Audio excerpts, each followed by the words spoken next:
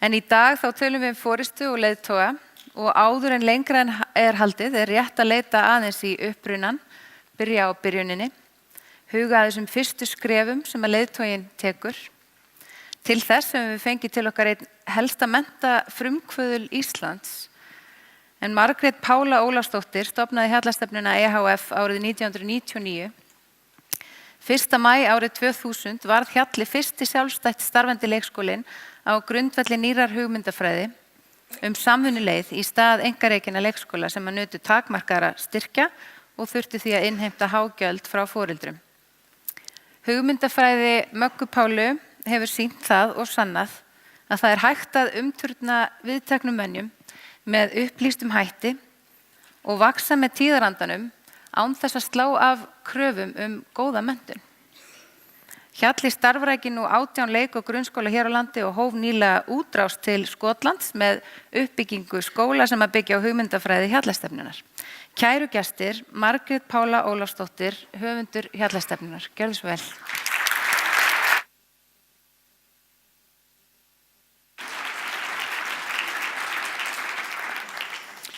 Hjartans þakkir mín kæra Védís fyrir falleg orð og fyrir þolinmæðina varðandi skyggnu sýninguna sem ég var að senda reglubundið í nýjum uppfærslum þangað til klukkan 10:30 morgun. Takk öll dásamlega fyrir að vera boðið hingað í dag. Ég segi ávallt já. Þetta svo rétt og mín kæra Katrín Jakobsdóttir, megi þjóðin og heimurinn aldrei hægt að hringja í þig. Við þurfum á þér að halda.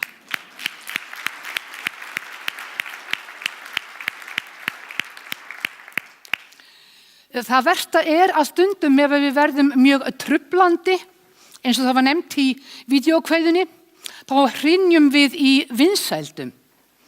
Mér þykir það alltaf sorglegast þegar að koma einhver ár þar sem enginn hringir í mig.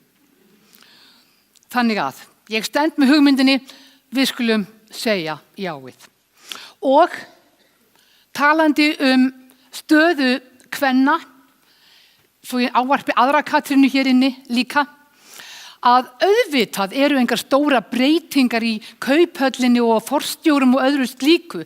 Konurnar eru ekki í samfélagsgjánni sem heitir einkarekstur og viðskiptalíf og annað slíkt. Við konurnar erum í hinni gjánni sem heitir opinbera kerfið. Yfir 60% kvenna eru að vinna hjá hinu opinbera. Síðast ég tekkaði held ég að verið 63%, það gæti eitthvað að hafa breyst en í megindráttum. Hæ, ég að sjá svo mörg skemmtileg andlit hérna, ég að veifa, þið vitið. En við konurnar, flestar, við störfum hjá hinu opinbera af því að kvennastörfin eru þar. Karlastörfin, þau voru ekki öll í einkarekstrar gjánni þegar ég var ung, en þau fóru öll þangað. Rösk 20% karla vinna hjá hinu opinbera og þá segi ég nú stundum, og það aðalega til að stjórna okkur stelpunum. Þannig að ég mitt á milli þessara gjáa að því ég hvorki trúi á hið fullkomna frelsi viðskiptalífs og markaðar né heldur á fullkomin yfirráð hins opinbera. Ég trúi á samvinnu, samskipti, nánd og að fjölbreyttar lausnir munu færa okkur lengst. Mér finnst til dæmis ótrúlega ergilegt núna á þessu ári þegar ég held upp á 30 ára afmæli Hjallastefnuna sem þekktust fyrir að vinna með sérstakt jafnréttisuppeldi fyrir stúlkur og fyrir drengi, að á 30 ára afmælinu mínu þá erum við allir kennarar heimsins og allir foreldrar heimsins sem að viljum sjá miklu skarpara jafnréttisstarf. Við erum að hafa minni áhrif heldur en Disney. Og þá segi ég, af hverju má markaðurinn allt? Þetta var smá bitur tónn. En hafið engar áhyggjur af þessu. Ég veit ekkert ykkar vinnur hjá Disney. En kíkið á eina barnamynd. Talandi framtíðar leiðtogana okkar. Talandi fólki sem að fara inn í þessa óvissu sem verið að tala hérna Ég kynntist viðskiptaráði á nýjan hátt þegar var hringt í mig í haust. Ég var beðin að koma og spjalla við ungt fólk sem tók þátt í verksmiðju með svona samkeppni góðar hugmyndir og breytingar og nýjungar á menntasviðinu. Þetta var lítill fyrirvari en ég sagði auðvitað já. Ég átti afmæli og kjörið að byrja morguninn með að heimsækja ungt fólk sem vildi tala um menntun. Og þarna var þetta dásamlega áhugasama fólk, talandi bara út úr mínu hjarta. Já, þetta gamla iðnbyltingin, við erum ennþá að setja einn kennara ekki lengur með krít, það ekki tísku, kennarinn núna til þess að skrifa svona whiteboard með tússi, en gott að það sé ekki permanent túss, ég lendi alltaf við því, en sem sagt, einn kennari, 24 börn og allt þetta og í megindráttum að vera að keyra allt eins og það er. Og ég hugsaði með mér stórkostlegt framtak hjá viðskiptaráði, en elsku dásamlega unga fólk, fyrirgefið þið, hvað haldið þið að þið séu að fara að gera? Ætlaði að fara inn í einhvern skóla á Breytunum, ætlaði að búi til eitt ráðgjafa fyrirtækið ennþá sem á að segja okkur sem erum hérna niðri hvað við eigum að gera, ætlaði að vera að vinna hjá hinu opinbera til þess að segja okkur enn meira hvað við eigum að gera. Ó, elsku gullin mín og bjartsýna fólk, hugsaði ég, komið þið fagnandi, en ef þið vissuð hvað þið eruð að nálgast, þá veit ég ekki nema þið hefðu bara verið heima. Já. Hver besta leiðin til að ná ekki árangri? Þið eru í viðskiptalífinu, þannig nú ætla ég að setja með þessi ykkar spor. Ef þið væri búin að uppgötva það, hvað væri langbesta leiðin, Birna, til Íslandsbanki ná engum árangri, hvað myndirðu gera? Í þessu tilviki var þetta rannsókn á því hvernig börn læra út frá líkamsstellingum, hvort eru gangandi, sitjandi á stól, liggjandi, bara eða hvað var. Og niðurstöður rannsóknirnar sýna að þetta er besta leiðin til að börn nái árangri. Þau náðu mest af námsefninu og það sat eftir hjá þeim. Í kjölfar á þessu vil ég spyrja ykkur, vil ég giska á hvað 500 barna skóli á marga stóla? Ég verði svolítið lifandi, annars fer mér að líða þessu ömulega leiðinleg. Hvað haldið þið eitt hverfisskóli með 500 börnum eigi marga stóla? 500 stóla? Nei, sorry, það þarf líka stóla í tónmyndastofuna. Það sem börnin fara, ég myndi giska að vera frekar 700-800. Þannig ef ykkur vantar góðan business, framleiðið stóla fyrir skóla, því það er öruggasta leiðin til að ná ekki árangri. Þetta var ný þekking, en hún skipti bara engu máli, það breytti engin neinu. En haldið þið samt ekki ný þekking ætti að breyta heiminum? Hvað gerir þið í þessum business ef að kemur fram eitthvað líf sem er búið að nota mjög lengi, er bara ekki virka fyrir 5 ára? Hvað gerir þið? Svo kemur nýtt fram sem virkar svona rosalega vel. Þið hljótið að gera einhverja breytingar. Í skólakerfinu, við vitum til dæmis að stúlkur við 5-6 ára aldurinn eru ári á undan hvað varðar skólaþroska og möguleika þeirra til þess að ná og tileinkað sér nám. Þessar stelpur, 5 og 6 ára, alla læsar bara á fyrsta ári, flestar fyrir áramót, syngjandi glaðar og kátar. Drengirnir, hvar eru þeir staðir? Þeir eru bara í fjörinu eða þá. Og í desember, yfirleitt enginn er að fara að lesa. En það truflar þá ekki, af því að þeir eru saman að vinna fyrir það sem þeir eru að gera. Ég var einmitt hjá samtökum atvinnulífsins í morgun, þar var menntadagur, og ég var að kynna niðurstöðu samræmdar prófa bara frá síðustu 3 árum að drengirnir okkar hjá Hjallastefnunni er að koma út með betri einkunnir, bæði íslensku og stærðfræði heldur en drengir á höfuðborgarsvæðinu. Og ekki bara aðeins, heldur miklu. Haldið þetta breyti ekki bara öllu kerfinu yfir í það að við förum að kynja miða og mæta börnum á þann hátt? Hvað haldið þið? Mundið þið gera það? Nei, en kerfið ætlar ekki að breyta því. Takk fyrir. Já, óvissan. Við erum hér að tala um framtíðina og alltaf þegar við erum að tala um framtíðarskólan þá segi ég, eigum við ekki bara að reyna að tala um nútíðarskólan. Því við erum ekki einu sinni komin að nútíðina mínu mati. Við erum ennþá bundin í fortíðinni og við vitum þetta að 65% barnanna okkar í grunnskóla, við höfum ekki hugmynd um hvað þau muni gera. Og svo erum við alltaf að spá í hvernig við undirbúa þau. Hvernig við undirbúa þau fyrir framtíðina. Við gamla fólkið sitjum og tölum um þetta. Hvernig eigum við nú að undirbúa börni fyrir framtíðina? Og við vitum ekki hvort þessi börn var á vinnumarkaði. Ég var á ráðstefnu 2006 í Evrópu skólamál og þar var verið að fjalla sem sagt, möguleikana fyrir ungt fólk að byggja sig upp í öllu í atvinnuleysi. Og koma með eitthvað samfélagslega mikilvægt í atvinnuleysi. Ég bara hugsaði með mér, atvinnuleysi hvað? Íslandi blússandi gengi, það þarf ekki að hafa áhyggjur af því. Ég hrökk við. En við vitum ekki eins og hvort það verður nokkuð vinna fyrir þau. Þannig að við skulum bara fara úr þessu hlutverki og fara að horfa á sig börn sjálf. Hvar sé ég nú hvernig tímanum líður hjá mér? Já, ljómandi. Við þurfum ekki að búa til leiðtoga. Þetta er ótrúlega mikilvæg setning. Börn fæðast með allar forsendur sem þarf fyrir framtíð, nútíð, fyrir alla þá hæfni sem heimurinn þarf á að halda. Þau hafa þetta allt. Litla krílið í bumbunni á þér, það kemur með þetta allt saman með sér. Við búum ekkert til, segi ég oft við foreldra og við skólafólk. En við getum haft áhrif á það, hvernig ætlum við að fara með þau, ætlum við að leyfa þeim að njóta eiginleikana sinna áfram. Það er stóra málið. Þau eru svo ótrúleg. Þetta er svo merkilegt að barn til dæmis, hæfnin til að ganga. Okkur finnst þetta svo sjálfgefið að börn fara að ganga. Hafið öll ykkar börn svona more or less ekki fara að ganga. Svona einhvern tímapunkti, þið vitið. Og hafa þau ekki bara haft ótrúlega trú á að þau séu bara að fara að ganga. Eru börnin okkur við tekjur aldrei því að fara að diskutera þetta, elsku pabbi, ég held ég muni aldrei ná þessu. Ef barnið talar þá. Sko, vitið það að börn sem hafa ekki fyrirmyndir og umhverfi og þjálfun til þess að ganga, ótrúlega dæmi eins og úlfabörnin sem Arnold Gesell, sálfræðingur, skrifaði og var í Indlandi kringum 1940. Úlfabörn, börn sem hefur verið tekin frá heimilum sínum, þau gengu ekki.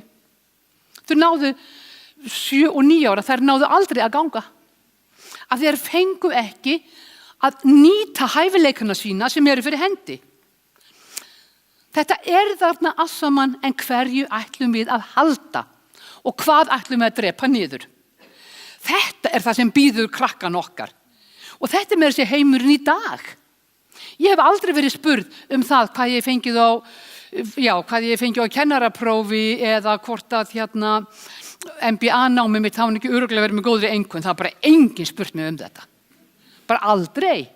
Og allar konurnar sem keppast við að læra og vera svo ótrúlega góðar og svo bara skilar þetta engu fyrir okkur.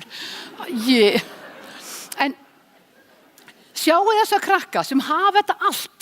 Þau geta þetta. Barnið sem fer að ganga, ég dáist að þeim. Þetta er svo erfitt, þau detta aftur og aftur. Þau ætla, þau skulu og þau geta. Það er það stórkostlega, við gefumst alltaf upp.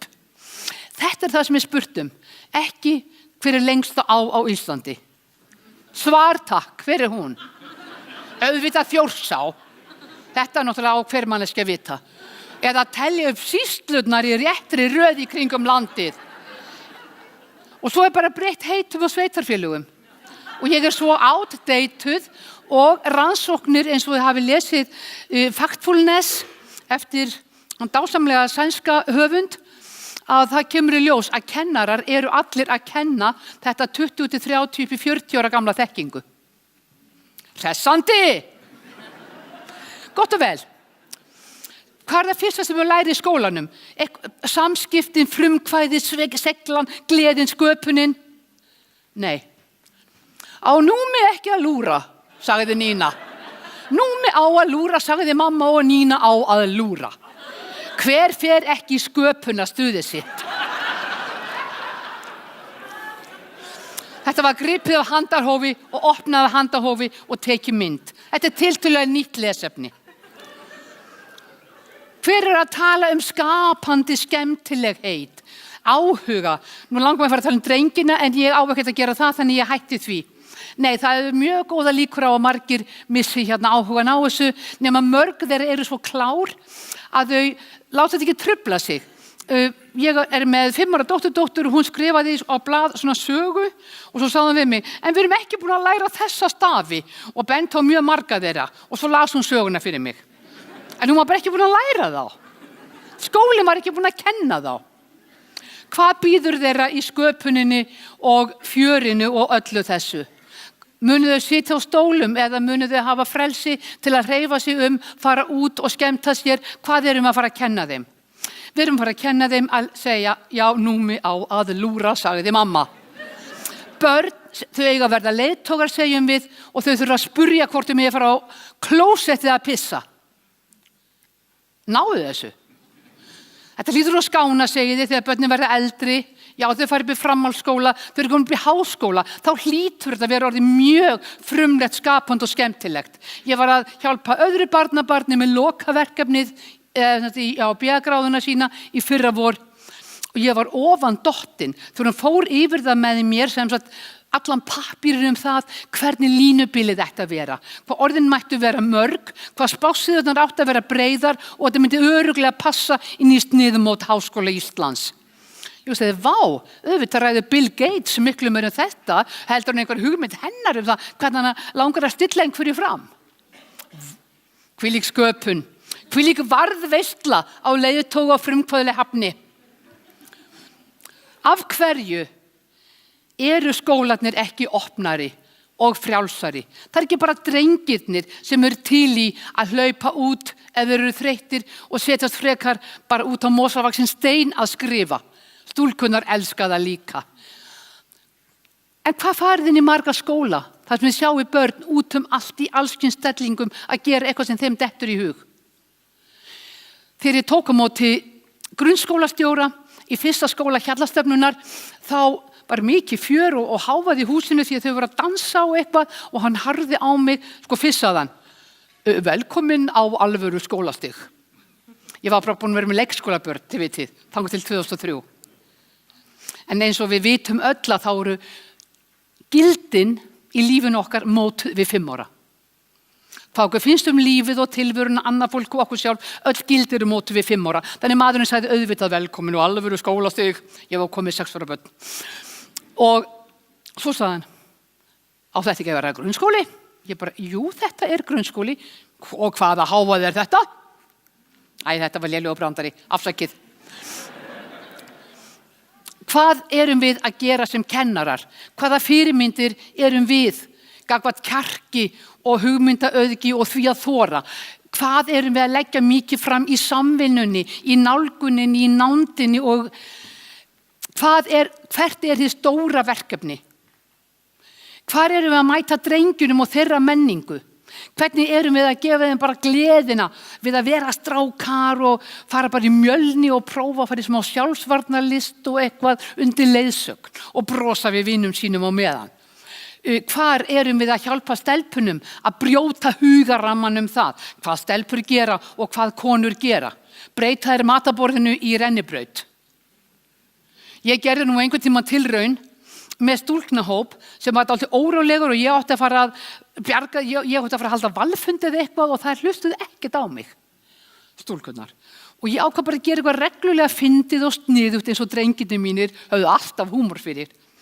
Og ég lagðist bara svona á gólfið, þið vitið, og svo bara fór ég að baða öngurinn svona upp og niður, þið vitið bara, og bara og þær tristust, þær örguðu á mig, konur ger ekki svona, konur ger ekki svona. Og nú þurfi ég að standa á fætur, það var fljótlegri hérna árum áður. Hvernig erum við að brjóta þessa hugaramma sem að samfélagi fyrir að búa til þar á meðal Disney? Hvernig galopnum við lífið og umhverfið og leyfum þessum börnum að eiga það sem þau eiga? Það eru þessi börn sem að verða í framtíðinni, ekkert okkar hérna inni. Og við þurfum ekki vera svona hrædd.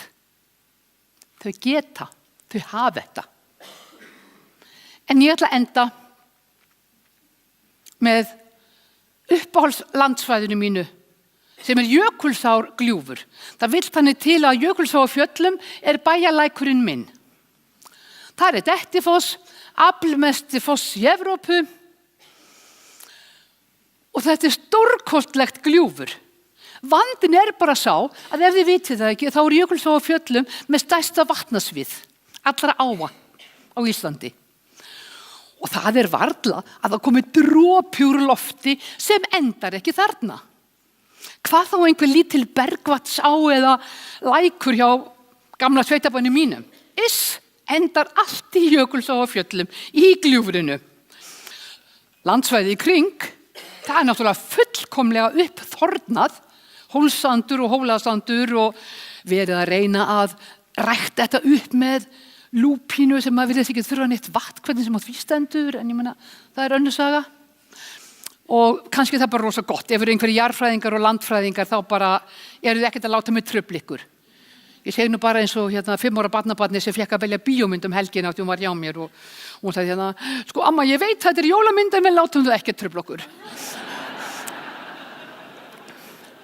Við höfum byggt upp svo öflugt en einsleitt kerfi. Við erum með jökulsár gljúfur og flestar tilraunir sem við gerum, hvort en það er hvítbók frá ráðherra, einhver breyting á námskrá, nýjar hugmyndir, námskeið sem einhver heldur til að koma með góðar hugmyndir, allt endar þetta í Jökulfljótinu. Og það má velta því fyrir sér, hvað ef við vildum nú fá örlítið af vatni upp á sandana? Það væri bara dálítið praktískt fyrir framtíðina. Einhvern getur dottið þau í hug. Og hvað ætlum við að gera? Ætlum við að fara að steypa bara upp í gljúfrið? Það myndi taka svo lítinn tíma. Við getum kannski farið að sjá hvort það væri að hjálpa einhverjum farvegum að komast bara til sjávar á þess að lenda í gljúfrinu. Og kannski geta allir í Öxarfjörð, þannig að því ekki eitthvað bara í Þistilfjörð. Það geta alveg verið góð stemming. Nei, við verðum að fá fleiri farvegi. Og mér langaði að enda á þessu. Mér finnst þetta svo góður frasi og ég á hann ekki. Hann er stolinn, ég veit ekkert hver á hann. Og en ég vildi ég ætti hann. Hann er svo ótrúlega góður. Þetta er svo frasin með það að stelpur tekna nafnorð. Ég og vinkonum mín og sólablóm og hús og allt þetta. En drenginu tekna sagnorð. Aksjón. Já, það kemur minn og hann er með sprenginguna og bara... ég veit því. Mjög góður frasi líka. Við þurfum að komast upp úr gljúfrinu. Gljúfrið, þar er búið að standardisera allt. 40 mínútna kennslu tíminn. Prófin sem á að ná. PISA útkoman. Hvaða bækur eru notaðar? Hvert er hlutfallið á hverju skóladegi? Á milli íslensku, milli starffræði og þegar fólk fór að átta sig á því að það verið til vandræði að skólinn var ekki nógu líflegur og ekki nógu mikið að skapa einstaklinga og fleira, þá bættum við bara í nýrri námsgrein sem er kannski á föstudögum í 40 mínútur og hún til lífsleikni. Gefið okkur skólafólki allstaðar og foreldrum allstaðar standarda, gæða viðmið, skapið okkur frelsi til að prófa að kíkja á svæðin utan við gljúfrið. Sköpum fleiri leiðir, vökvum stærri landsvæði, þorum að sleppa tökunum af námskrám sem í megindráttum voru gerð fyrir 50 og 100 árum. Sleppum mínútutalningu grunnskólana sem var fundin líka upp. Þetta er gamalt iðnugildi, ég held að þessi 120 ára gamla reglur. Hættum að hugsa 24 börn í bekk sem eiga öll að gera það sama í jafnmarga mínútur og jafngóða útkomu. Vitið þið af hverju eru 24 börn í bekkjum? Vitið þið af hverju laun kennara hækka við barnum með 25? Jón Ársæll sagði mér það og sagði ég mætti vitni í hann. Það er að því í Grikklandinu forna þá var það hópurinn sem rúmaðist vel í umræðum í skugganum undir fíkjutré.